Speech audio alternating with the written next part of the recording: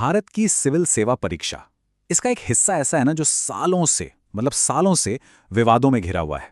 और आज हम उसी की बात करने वाले हैं, सिविल सर्विसेज एप्टीट्यूड टेस्ट, जिसे हम सब सीसैट के नाम से जानते हैं। और देखिए, ये सिर्फ कोई छोटा मोटा आरोप नहीं था। ये तो एक ऐसी चिंगारी थी जिसने संसद से लेकर सड़क तक हर जगह एक बहुत बड़ी बहस छेड़ दी। तो सवाल उठता है, क्या सच में सीसैट सिविल सर्विसेज में डाइवर्सिटी मतलब विविधता के लिए सबसे बड़ी रुकावट बन गया है? चलिए इसी सवाल का जवाब ढूंढने की कोशिश करते हैं। तो इस पूरे विवाद को समझने के लिए सबसे पहले ये समझना जरूरी है कि आखिर ये सीएसैट है क्या, और इसने सिविल सेवा परीक्षा को पूरी तरह से कैसे बदल दिया। देखिए, 2011 से पहले सिस्टम अलग था। कैंडिडेट्स को अपने सब्जेक्ट नॉलेज के हिसाब से एक ऑप्शनल सब्जेक्ट चुनना होता था। लेकिन फिर आया सीसैट और इसके आने के बाद सब कुछ बदल गया। अब सब्जेक्ट के ज्ञान की जगह ले ली एक एप्टीट्यूड टेस्ट ने, और ये सबके लिए हर कैंडिडेट के लिए एक जैसा एक स्टैंडर्डाइज्ड एग्जाम बन गया। अब सवाल ये है कि सीसैट पास करना इतना जरूरी क्यों है?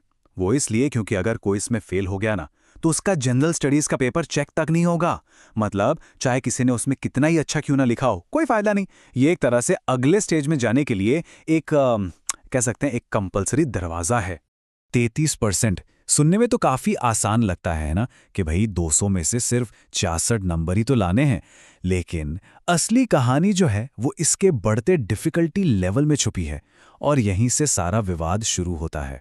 तो यही वजह है कि जो लोग इसकी आलोचना करते हैं वो कहते हैं कि सीसैट सिर्फ एक एग्जाम नहीं है, ये एक फिल्टर बन गया है। एक ऐसा फिल्टर जो कुछ खास तरह के कैंडिडेट्स को तो आगे बढ़ा देता है, लेकिन बाकियों को उन्हें पीछे छोड़ देता है। इसी को फिल्टर इफेक्ट कहा जा रहा है, और इसी इफेक्ट की वजह से कई लोगों का ये मानना है कि सीएसआईटी ने सिविल सर्विसेज में डाइवर्सिटी को घटा दिया है। कुछ खास बैकग्राउंड के लोगों को तो इससे फायदा हो रहा है, लेकिन बाकियों को नहीं। तो ये फिल्टर काम कैसे करता है? होता यह है कि इसमें जो मुश्किल मैथ, लॉजिकल रीजनिंग और कॉम्प्रिहेंशन के पैसेज होते हैं, वो कुछ कैंडिडेट्स के लिए तो ठीक ठाक होते हैं, लेकिन दूसरों के लिए, खास तौर पर जो ह्यूमैनिटीज या रूरल बैकग्राउंड से आते हैं, उनके लिए ये बहुत ज्यादा मुश्किल हो जाते हैं। ठीक है, तो ये तो हो गए आरोप।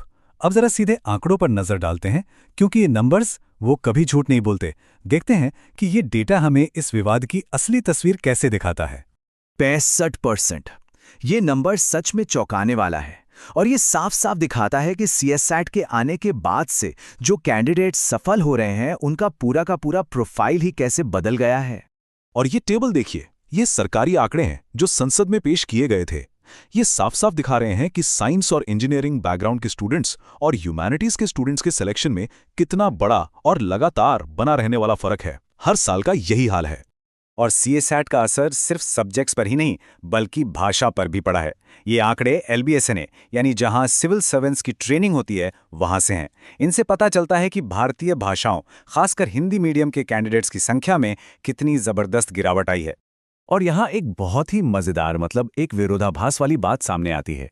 इंजीनियरिंग बैकग्राउंड वाले स्टूडेंट्स सीसैट की वजह से प्रीलिम्स तो क्लियर कर लेते हैं, लेकिन जब मेंस एग्जाम की बारी आती है तो अच्छे नंबर लाने के लिए वो अक्सर ह्यूमैनिटीज के सब्जेक्ट्स ही चुनते हैं, जैसे हिस्ट्री या एंथ्रोपोलॉजी। तो ये पूरी बहस हमें एक बहुत ही बड़े और बुनियादी सवाल पर लाकर खड़ा कर देती है कि भाई, भारत जैसे इतने बड़े और विविध देश की सेवा करने के लिए एक सिविल सर्वेंट में असल में कौन सी क्वालिटीज होनी चाहिए। सोचिए, सरदार पटेल ने सिविल सर्विसेज को देश का स्टील फ्रेम कहा था, एक ऐसा ढांचा जो पूरे देश को एक साथ बांध कर रखता है। तो सवाल यही है कि क्या सीएसैट इस फ्रेम को मजबूत बना रहा है या फिर इसे कहीं ना कहीं कमजोर कर रहा है?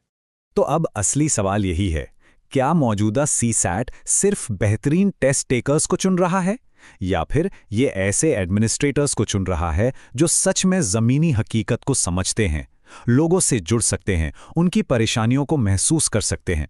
ये बहस ये अभी खत्म नहीं हुई है, और इसका जवाब हम सबको मिलकर ढूंढना होगा, पॉलिसी मेकर्स को, एस्पिरेंट्स को और देश के हर नागरिक को, कि आखिर हमें अपने देश के लिए कैसी सिविल सर्विस चाहिए।